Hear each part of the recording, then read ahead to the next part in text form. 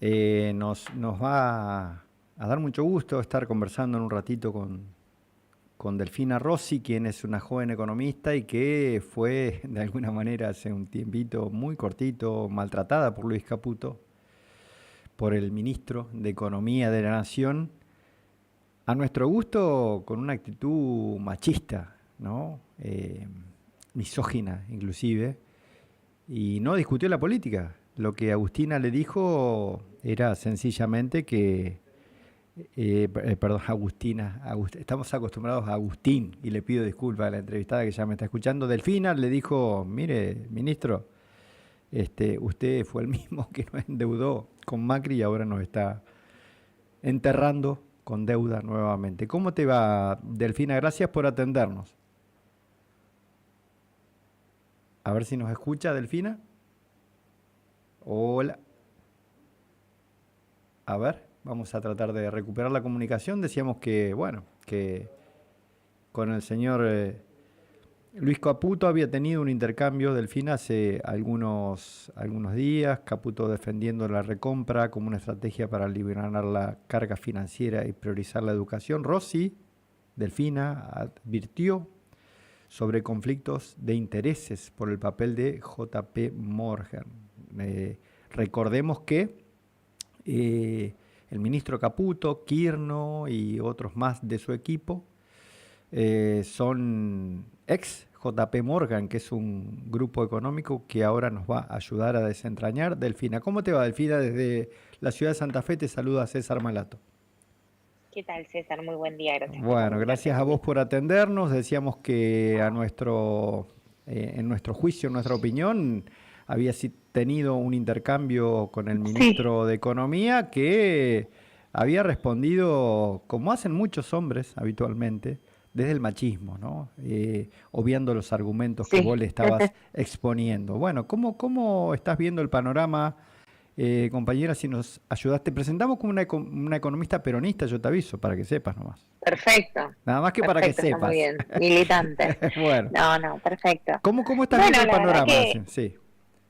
sí, la realidad es que la conversación, por decirlo de una Ujú, manera políticamente correcta que tuvimos ujú. con Caputo, se marcó en una semana donde el gobierno estaba muy nervioso por el resultado electoral, espera hija, estoy hablando, habiendo, habiendo podido surfear por parte de ellos el resultado del 26 de octubre, hoy tenemos un gobierno muy exultante en Mm, muchos aspectos y se mostraba ayer Milei con otra impronta, ¿no? Lo veíamos ayer a Milei, a Quirno, a Caputo, con la verdad que una presencia y una omnipotencia que, bueno, me parece que no era la que tenía cuando yo le dije que explique un poquito más qué le pasaba, y ahí se había puesto un poquito más nervioso. Pero bueno, son cosas, igual hay que tenerle paciencia porque la autoestima de los mercados financieros van y vienen, ¿no? Así que tampoco hay que tampoco hay que deprimirse tanto cuando uno los ve eufóricos como los vemos ahora. Delfina, vos sabés que nosotros decíamos hoy en nuestra editorial que, y lo venimos diciendo ya desde post Sí. 26 de octubre, que el 41% de apoyos que tuvo en las legislativas el gobierno nacional no les da carta blanca para arrasar el país y menos para Sí. provocar este proceso de destrucción de empleo tan acelerado como se está produciendo por estos días. ¿Cómo lo ves Sí. vos? Bueno, me parece que das en el clavo, porque Mm, la verdad que el gobierno centra la discusión en si la inflación, el tipo de ujú, cambio, las reservas. Hay mucho interés también por parte del FMI, de los acreedores, de quienes tienen bonos argentinos y deuda externa argentina, a hablar de si la Argentina va a pagar, etcétera, o no, o cuáles son las condiciones, el pago de los vencimientos ahora en enero, el roleo de deuda que estaría empezando a ser Caputo con la emisión de este nuevo Bonar 2029, etcétera. Pero me parece que ahí hay como cierta zona de confort del gobierno de discutir lo financiero y lo macro aislado del problema central de la mayoría de los argentinos y argentinas, que es su fuente de trabajo, Mm. que es qué ingresos tiene, que es cómo se ordena la vida cotidiana, ¿no? Entonces, me parece que está corriendo con ventaja, y en eso creo que efectivamente desde el peronismo, lo que tenemos que centrar en la discusión económica es qué pasa con el modelo productivo, qué pasa con la suspensión de los 2.100 trabajadores de Mondelez, el cierre de fábricas, desde ILVA en el Parque Industrial de Pilar, de cerámicos, a empresas también ligadas al agro, que en Santa Fe lo empezamos a ver, que son productoras de fertilizante, etcétera, o distribuidoras que están tocadas por este modelo económico, y hablar de tener látex, ¿no? Indumentaria. Bueno, o sea, porque este modelo viene asociado al endeudamiento externo con una apertura comercial que está efectivamente destruyendo la industria, generando falta de puestos de trabajo y sobre todo generando cada vez más desigualdad y más desintegración social, algo que nos debería preocupar y mucho, ¿no? El ingreso irrestricto e ilimitado y sin ninguna barrera por parte de productos importados que está permitiendo este gobierno está, lo decíamos hoy también en la editorial, destruyendo puestos de laburo. Cuando compras una camisa, cuando compras un pollo que viene de Brasil o una camisa que viene Sí. de China, estás renegando de puestos de laburo locales, de productores que se achican, que se caen, que cierran, o de Sí. talleres textiles que no pueden aguantar porque no pueden competir con esos productos. ¿Qué proponemos, Uh-huh. qué podemos proponer nosotros del peronismo, digamos, del campo nacional, desde hacer la Sí. economía que más le convenga a las mayorías?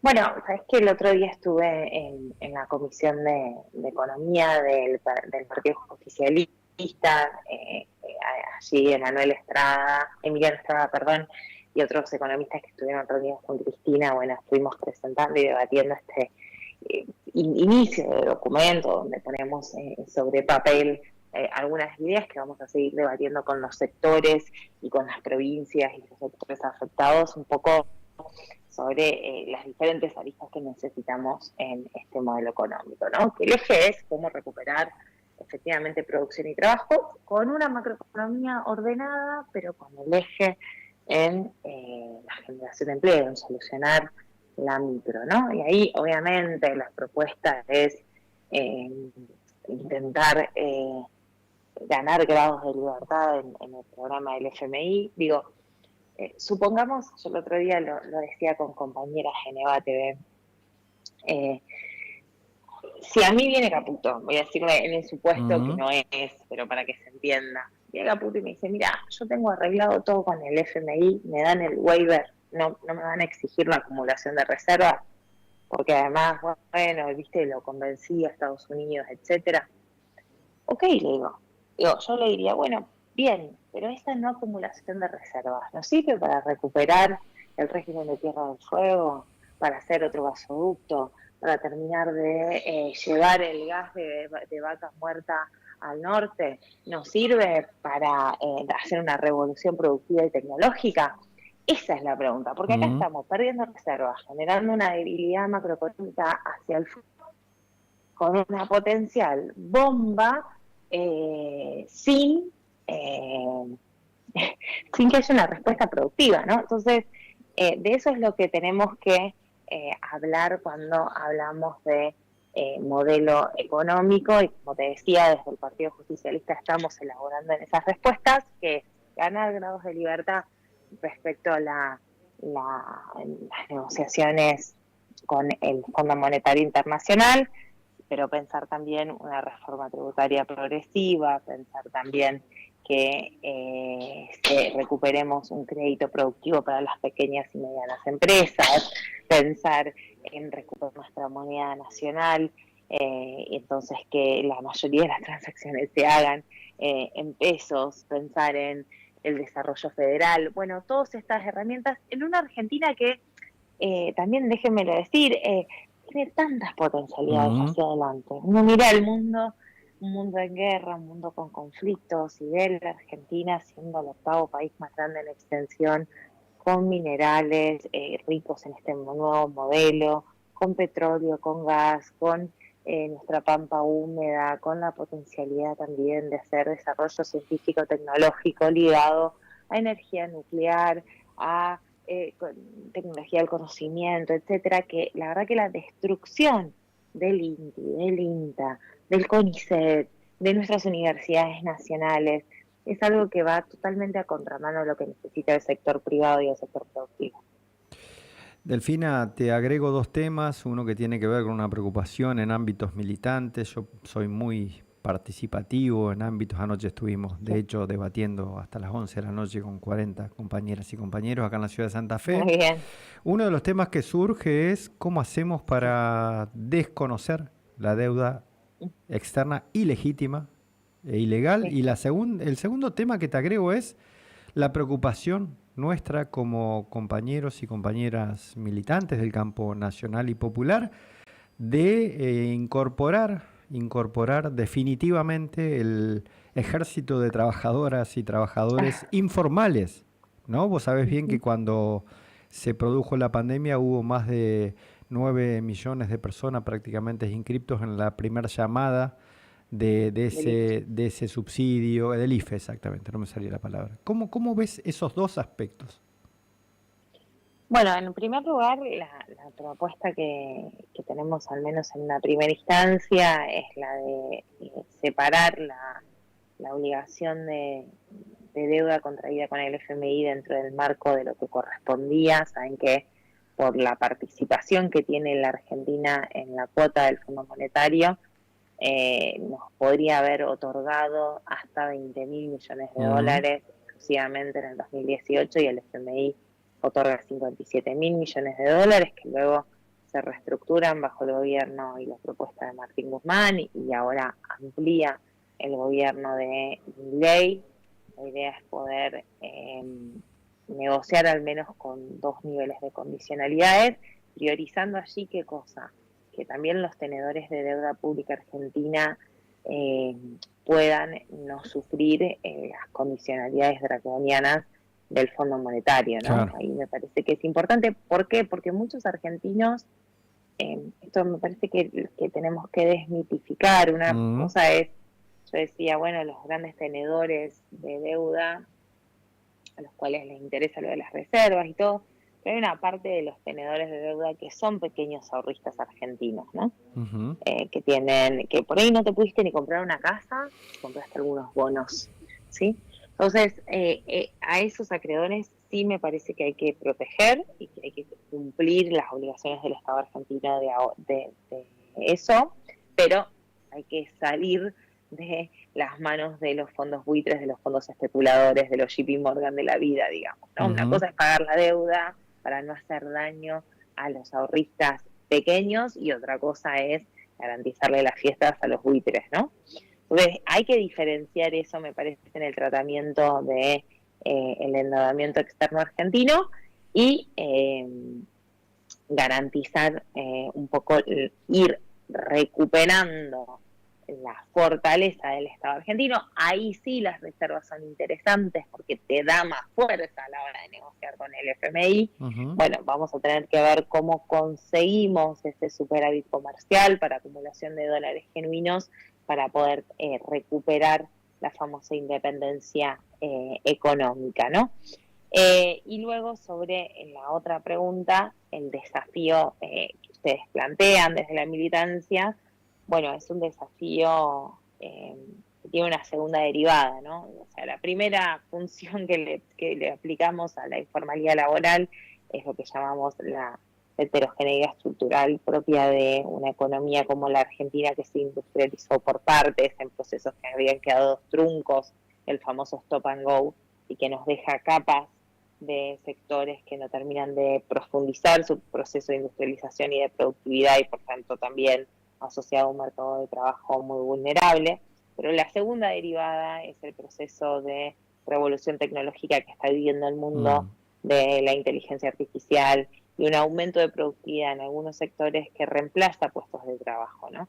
Entonces ahí me parece que va a ser indispensable pensar el tema laboral de la mano de la redistribución del ingreso, ¿no? Con herramientas como puede ser, por supuesto, la disminución de la jornada laboral en caso de que sea posible, por supuesto también, insisto, en la socialización de los beneficios extraordinarios que muchas empresas van a empezar a tener gracias a la incorporación de procesos tecnológicos muy importantes, que yo creo que la IA, la masividad de la tecnología va a disponibilizar, ¿no? Justo estaba leyendo un libro de unos autores periodistas de Estados Unidos que dice Sociedad de la Abundancia, ¿no? Es increíble que en un momento donde el mundo tiene resuelta la famosa escasez como problema económico, ¿no? Tenemos abundancia de alimentos, tenemos revolución tecnológica, tenemos tecnología, tenemos acceso a los mercados, infraestructura, todas cosas que obviamente en el margen uno puede profundizar, pero no tenemos un problema de escasez. No es que tenés una población tan grande que no puedes alimentar, ¿se entiende? Nosotros tenemos un problema distributivo. Entonces ahí lo que tenemos que, me parece, poner sobre el eje, insisto, es la justicia social, es la necesidad de tener más tiempo comunitario, es la necesidad de recuperar el valor de una Argentina que no se mida exclusivamente por un trabajo que por ahí te realiza o no, pero que sí te defina como familia argentina, tener tiempo para ir a la plaza, para ir a la escuela, para ir a Claro. la cooperadora escolar, para ir a las iglesias, para ir a recuperar nuestra sociedad. Creo que ahí está el eje de lo que nosotros llamamos el modelo económico justicialista, que pone a la sociedad en el medio, a esa sociedad que anhelamos muchos, que es una sociedad de la comunidad organizada, y un sistema económico que ampare y abrigue esa comunidad organizada y no al revés, ¿no? Creo que de eso se trata la humilde, en términos de idea, pero desafiante revolución de sentido común, de batalla cultural que tenemos que dar hacia adelante. Delfina, y si tenés que pensar puntualmente en el universo de laburantes precarizados, monotributistas, autónomos que tenemos en Argentina, Sí. ¿qué se les puede decir desde el peronismo, digamos, ¿no? Mira, en primer lugar nosotros tenemos allí con ellos y con nuestros propios militantes, que son muchos de ellos, ¿no? Nuestros militantes de base, muchos son monotributistas, muchos que llegan Claro, a fin de claro. mes. Nosotros primero tenemos un tema, ¿no?, de autoestima, ¿no? Siempre lo digo, desde las mujeres en el movimiento feminista hemos tenido también que trabajar en nuestro propio autoestima, ¿no?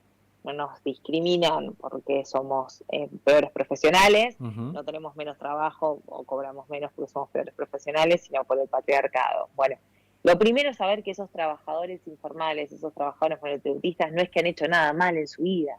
Esos trabajadores desempleados, digo, es una sociedad que está castigando hoy a los más vulnerables, ¿no? Y que mantiene un esquema de privilegios. Si vos naciste en una casa, en una cuna de oro, vas a estar mucho mejor que si naciste en una cuna de madera, ¿no? Entonces ahí tenemos un problema sistémico que no tiene que ver con las capacidades de esos trabajadores y por tanto la respuesta tiene que ser una respuesta del lado de lo que llamamos la demanda, no la oferta, ¿sí? Es decir, no hay que, a mi entender, si bien hay que brindar capacitaciones para esos trabajadores, para las nuevas formas de trabajo, se requiere de un Estado que tenga una política industrial, que tenga una política de generación de empleo. Hoy muchos de esos trabajadores eran trabajadores de la construcción. La construcción cayó más del 10% porque no hay obra pública, porque además el desajuste macroeconómico ha hecho que la construcción se vuelva muy cara en la Argentina. Entonces, las mujeres en el sector que más afectados están son trabajadoras de casas particulares. ¿Por qué hay menos niños para cuidar? Bueno, quizás, pero en términos relativos tenemos más adultos mayores para cuidar. Entonces, lo que necesitamos es recuperar las redes para que los cuidados funcionen, para que sean cuidados comunitarios y que ese trabajo vuelva a ser valorado, ¿no? Claro. Yo creo que no va, nada mágico puede pasar si no pensamos en una, insisto, revolución del sentido de la batalla cultural, del sentido común, donde volvemos a poner a la sociedad en el centro y a una economía argentina con todas las múltiples potencialidades que tiene, que sirva a un modelo que es anterior al peronismo, que es el igualitarismo con el cual se fundó la República Argentina. Bien. Delfina, bueno, desde la ciudad de Santa Fe, desde nuestro programa, que como hablamos los santafesinos, vos lo sabés, ¿no? Es así, decimos, Sí, ¿viste? Cualquier es cosa, así, es así, sí, la verdad que es es así. así, muy Así se bien. llama nuestro programa, desde Radio 10 Santa Fe y desde la militancia también de Santa Fe. Te mandamos un abrazo enorme y Bueno, te agradecemos. Ya te vamos a invitar a venir. bueno, un abrazo a ustedes y muchas gracias por sostener la llama del peronismo viva. Sé que son momentos difíciles y que a veces estamos y nos sentimos desmotivados, desmotivadas, pero bueno, son olas, como El decía, fuego viene de abajo. oleadas, son oleadas, el fuego viene de abajo, así que tengamos siempre firme que estamos en el lado correcto de la historia. Hay que Gracias, meterle, amiga. Abrazos, gracias, gracias. un abrazo. Bueno, ahí pasado Delfina Rossi, economista peronista, como dijimos, sabes bien que estamos sorteando entre quienes manden un mensajito al 342 58 23 635, un libro emblemático, El Manzanazo, nuestro barrio de atrás del Parque Garay, Villa del Parque, quien dio en el 72 una lucha frontal contra el régimen militar, contra la dictadura de Lanusse en el 72, encabezada por dirigentes sindicales municipales y que logramos de alguna manera, yo tenía apenas 4 años, en el 72, derrocar a un intendente también que no daba respuesta. Hacemos una pausa y volvemos con el programa.